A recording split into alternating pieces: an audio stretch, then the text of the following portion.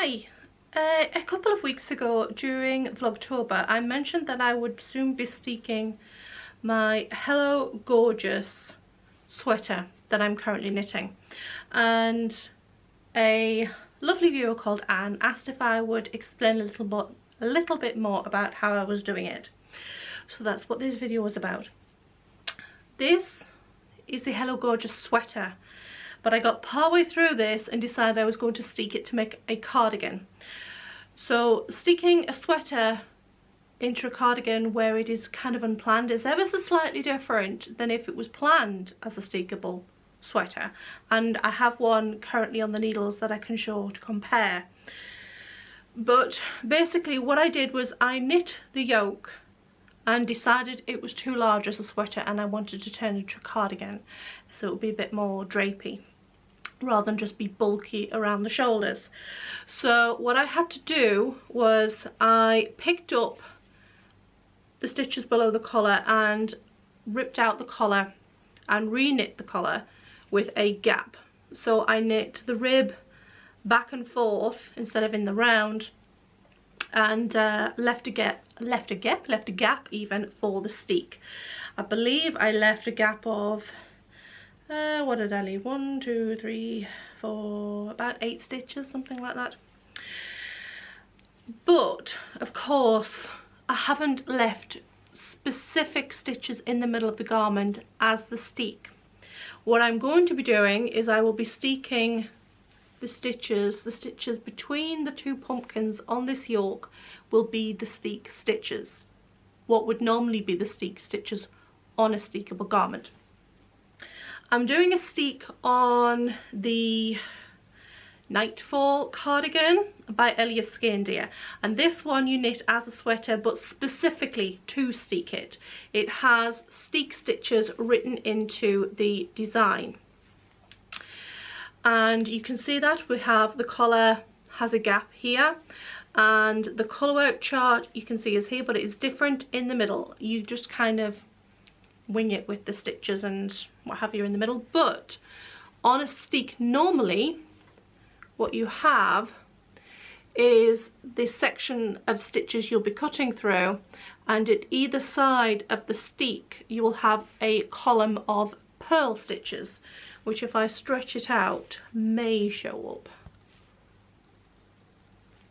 You can just see those purl stitches there and purl stitches there. So there's a column of purl stitches. So you knit the chart, you'll do one purl and then knit across there, do one purl and carry on with the chart. Sometimes people will put a column of purl stitches in the center.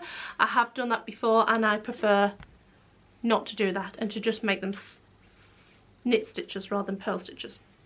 But obviously I haven't done this with the Hello Gorgeous sweater because it was always designed to be a sweater, and because I'd already knit part of it I didn't bother putting in a purl column on the body. I just carried on knitting, straight knitting. So how am I going to get around this and know where to cut? Well, what I'm going to do is before I start, because I've knit all this sweater and the sleeves, everything, I'm just waiting to do this steek so that I can pick up the stitches to make the button band. Now normally you would know where you want to pick up the stitches because you can see your steek, and you would pick up the stitches along this edge just before the purl stitches. You would stop like on the last knit stitch before the purl and then the steek, so you'd have your button band picked up here and your button band on this side picked up here. So what I'm going to do is I'm going to get a contrast colour yarn, scrap yarn, and I will, this is really difficult to show, it's a bit floppy because it has alpaca in it and it's not generally considered a very steekable yarn. Normally, well, traditionally steekable things is usually kind of Scandinavian. You'd be using more rustic yarns, so Norwegian yarns, Icelandic yarns, Shetland for Fair Isle and such like, they're much grippier, and you can kind of almost, and sometimes you can get away with not reinforcing the stitches where you're going to cut. I would be a little worried about not reinforcing at all, but apparently it can be done. But with something like alpaca or merino, it's not what you would consider traditionally a steekable yarn because they are slippery and the strands are inclined to slide out from the stitch. Now, knitting will usually, if you drop a stitch, the knitting will kind of drop down, they'll start running away with you down in a column. Generally they don't slide sideways very well, which is good because that's where your problem would be. So what I'm going to do is I'm going to get a contrast yarn and I'm going to just weave it up in almost like a running stitch up the column of stitches where those purl columns would be normally, just as a guide, so I know where my steek is. So I will run contrast yarn up both sides, and then what I will do is the stitch in the center, which is what you will cut up with your scissors eventually, I will also run contrast yarn up either side of, so I know where that is as a visual guide. Then what I will do is between those, so between the outside of the steek and the middle of the steek, I will be using my sewing machine to run a zigzag stitch down to reinforce those stitches so they don't slide out and I lose all my knitting. And I will do that on both sides of the center of the steek, because I will be cutting up this middle of the steek, so it needs both sides reinforcing. You can pick up and knit your button bands first, but that will make it a little fiddly when you come to use the sewing machine.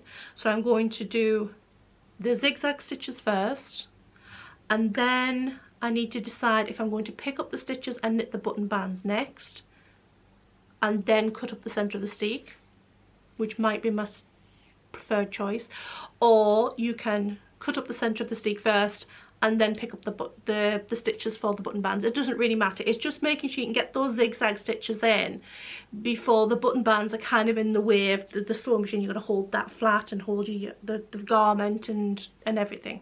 So that's my plan, so I need to get some contrast yarns to do so. Also, this can be done with store-bought garments as well. The first time I ever steeked something, it's not really what you would, I suppose it is a steek. It was on this, what was a man's lamb's wool sweater that I bought, and this one was just from the charity shop. We get a lot of 100% lamb's wool garments up here because, well, people wear a lot of wool up here. So this is a 100% lamb's wool and I love the colour, so I snapped it up for myself, but I don't wear high crew neck sweaters particularly, so I turned it into a cardigan, and all I did was run zigzag stitches down the centre of the cardigan and cut up the centre of the front, and then what I had cut I turned over basically a hem and I also stitched that down. Because it's lamb's wool, it's grippier, and because it's such fine knit, I mean this is, it just looks like fabric. It's a very fine knit garment, it's obviously machine knit.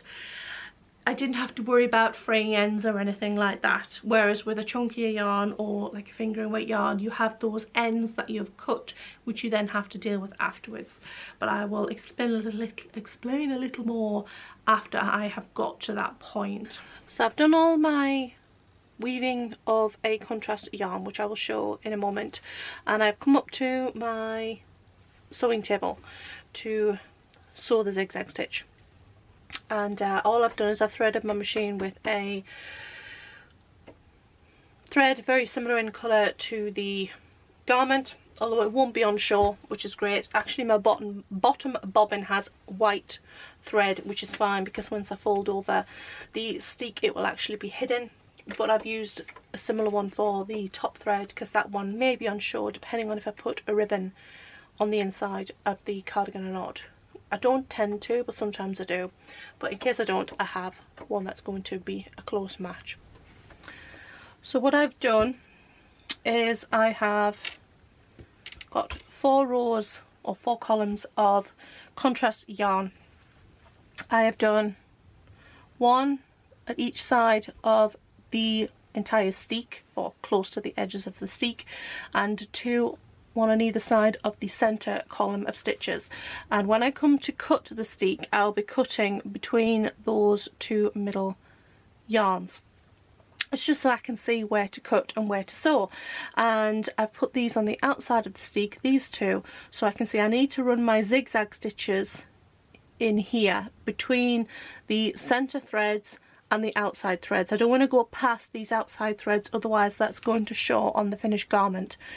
And I will, once I've run my zigzag stitch, I will then pick up these stitches just on the outside of the steek to knit my button bands before I cut the center section up. So now I'm just going to run zigzag stitch down that column that I showed you, being very careful not to catch the back of the garment when sewing, so you've just got to watch for that, and not to basically sewing the ends of your contrast yarn. Just make sure they're all out of the way, and I'm just going to run zigzag stitch even all the way down this, both sides of this steek. I'm also going to do reverse stitch at the beginning and end of the line of stitching too.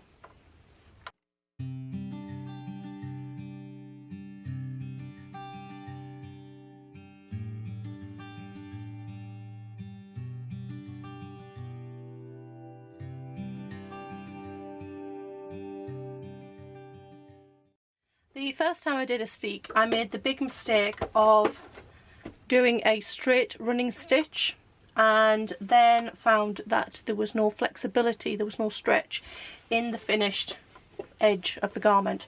So I had to snip the threads in places all the way up so that it would then stretch, and then re-sew zigzag stitch after I'd already cut the steek, which was really rather tricky. I ended up doing 2 rows of zigzag stitch down each column, so 4 lines of zigzag, because my sewing machine is a pain in the bum and it does not like knitting stretchy fabrics, and it seems to think that stretchy yarns classes as stretchy fabrics, so I kept having to stop and start all the time because it kept getting tangled. So to make sure that there's no gaps, I've done 2 lines per column, which will basically be 2 lines per seam, or hem rather, because these will become a hem on the inside of each button band.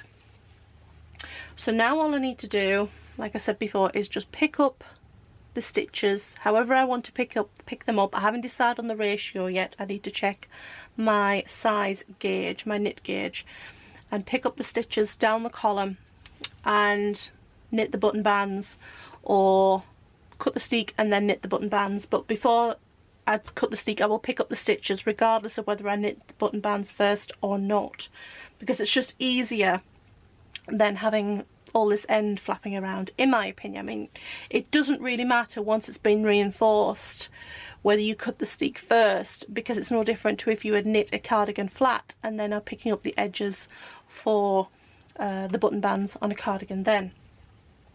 There are other ways of reinforcing the steek other than using a sewing machine. A sewing machine is better definitely for slippier fabrics, or slippier yarns rather, where you want to be absolutely sure that you're not going to lose any of these ends once you cut through your fabric. But if your yarns are a bit stickier, you can use a technique where you crochet up the back of the column, up the steek. I haven't done that before, so I can't really comment on how well that works. I've also seen where people have done a line of felt with some roving or fibre, and if I was to do that, I would probably cut through the steek, possibly. I don't know how you would do it, to be honest, and then fold the steek in. I guess if it was grippier yarns, you wouldn't have to worry too much about unraveling. But if you were going to felt through this, I would felt from the front to the back, because felting needles generally have a barb on them which pulls from the back. You stab in, and as you pull back, the barb pulls from that side. So you could put a piece of roving down that side, put it on your felting mat or whatever you're going to use, and poke through from this side, and it would felt the roving onto the back of the steek. Otherwise, if you're doing it from that side, you're going to be pulling on the front of your garment and it's going to show up. So I've just got to go and do these, picking up stitches, and then we can get ready to cut this steek. Okay, so I finished knitting the button bands on. You can see where I picked up the stitches and just knit and cast off both sides of the button band with the steek in the middle. All I need to do now is basically cut through it. So before I start, I'm going to put something between the layers, so basically in the middle of what will be the cardigan. That way there isn't the risk of cutting through the back of the garment by accident, which, knowing how clumsy I am, I would do. Also, if you can hear strong rumbling noises, we're riding out a storm at the moment, so the wind is quite noisy, so I do apologise if you can hear that. And obviously this, what I've used, doesn't go all the way up, so as I get part way up I will move this up. This is just an empty envelope. I use these for holding my pattern pieces, dressmaking pattern pieces that I've printed off and cut out. They're really, really good. They have like a string wrap tie thing on them. So yeah, pop that back in there. Now I'm going to take my scissors. I'm not going to use my big tailor scissors, I'm going to use some little ones, but it doesn't really matter. And I'm going to cut between the two centre lines of contrast yarn. So I'll bring this in a little closer. So I'm just going to separate out these contrast yarns so I can see what I'm doing and spread the steek apart. And I'm just going to start snipping. If you snip through these, it doesn't really matter. And I'm just going to snip all the way through this centre column of stitches between these two contrast yarns. So off we go.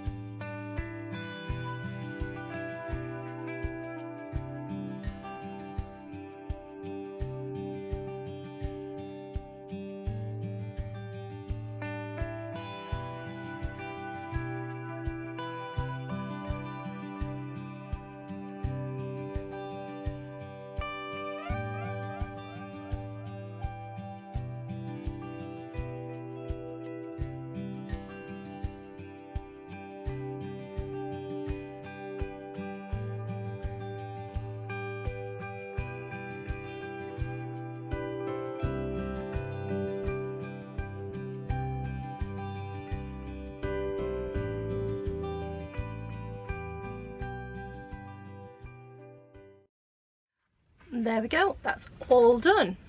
Steek's cut through. We now have a cardigan instead of a sweater.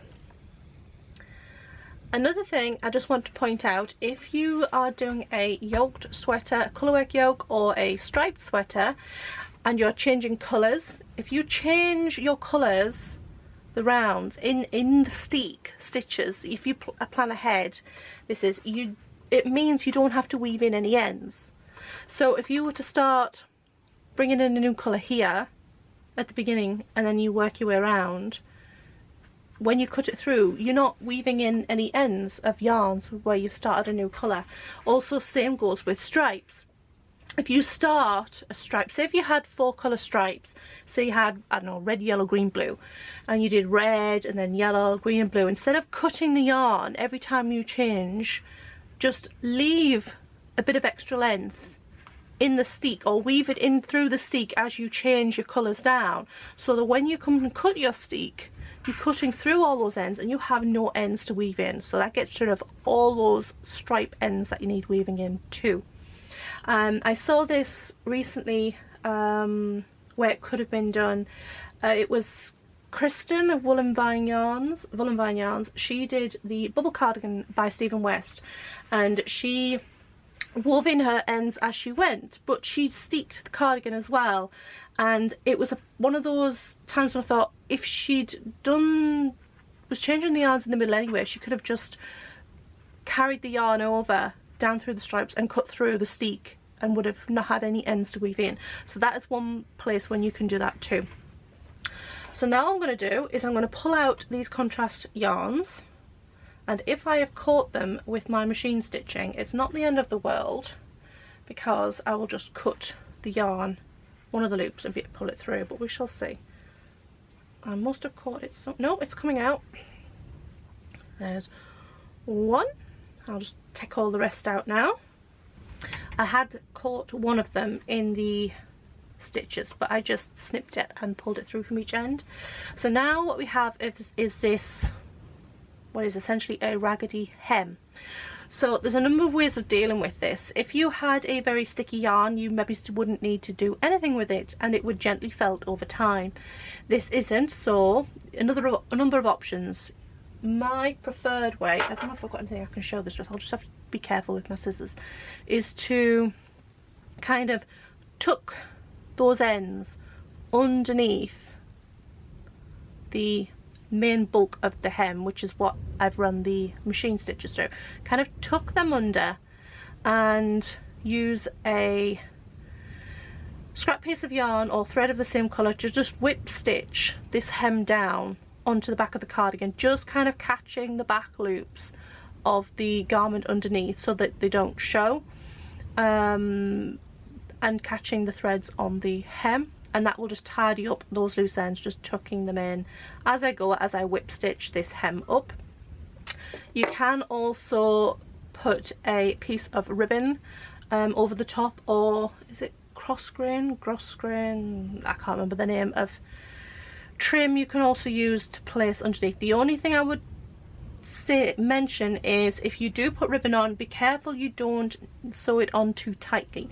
Make sure you kind of stretch out your garment slightly. You don't want it bunched up and then you've got a ribbon that has no give in it, so that you end up with a warped button band or a warped piece at the beginning, at the front of your garment, which is a problem I had when I did this with my Ichabod cardigan, and I ended up taking the ribbon off because I didn't like the tautness of it. So in that case, on that one, I took the ribbon off and I just tucked the threads under and whip stitched along the hem, which is what I will do with this as well. So now this cardigan is done.